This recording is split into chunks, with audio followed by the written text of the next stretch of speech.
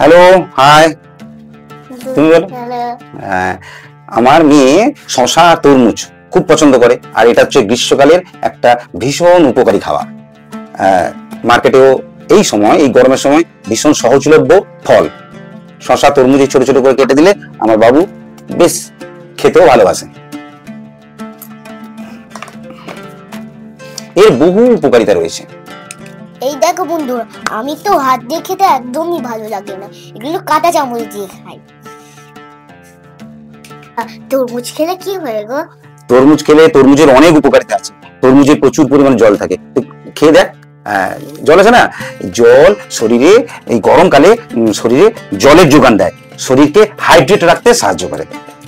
আরো অনেক কিছু উপকার থাকে, কারণ তরমুজে থাকা লাইকোপিয়াম, ম্যাগনেসিয়াম, পটাশিয়াম এগুলো হার্টের স্বাস্থ্যকে ভালো রাখে।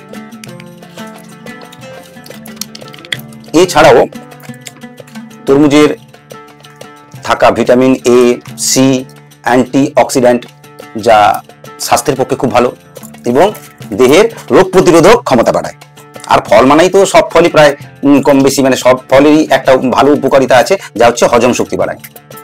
তবে গরমকালে এটা হচ্ছে ভীষণ ভীষণ ভীষণ অ্যাপ্রোপ্রিয়েট খাবার। এই প্রচন্ড গরমের দুপুরের মেনুতে তরমুজের সঙ্গে রয়েছে শশা। শশা বাবু কি করে? শশাও একই উপকার করে, প্রায় একই রকম। শশাও শরীরকে হাইড্রেট রাখতে সাহায্য করে, ত্বকের স্বাস্থ্যের উন্নতি করে এবং হজম ক্ষমতা বাড়ায়। তাই শশাও গরমের খুব উপকারী ফল। তরমুজে থাকা লাইকোপিন, ভিটামিন এ, সি ত্বকের স্বাস্থ্যের উন্নতি করে। শশা আর তরমুজের উপকারিতা প্রায় একই, তবে গরমের ভীষণ এগুলো মানুষের প্রয়োজন।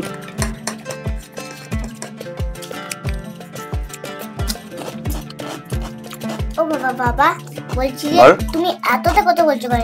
একটু সোজা করে বলো। সোজা করে বলো? সোজা বলতে শশা আর তরমুজ দুটো তিনটি জিনিস কমন থাকে, কমন উপকারিতা আছে। একটা হচ্ছে যে শশা তরমুজ দুটোই হচ্ছে আমাদের শরীরকে হাইড্রেট রাখে। শরীরে যে জল বেরিয়ে গেলে ঘাম বেরোয়, গরমে শরীরে জল শুকিয়ে গেলে সেই জলের চাহিদাটা মিটিয়ে দেয় শশা আর তরমুজ। আর কি করে? ত্বককে ভালো রাখে, ত্বক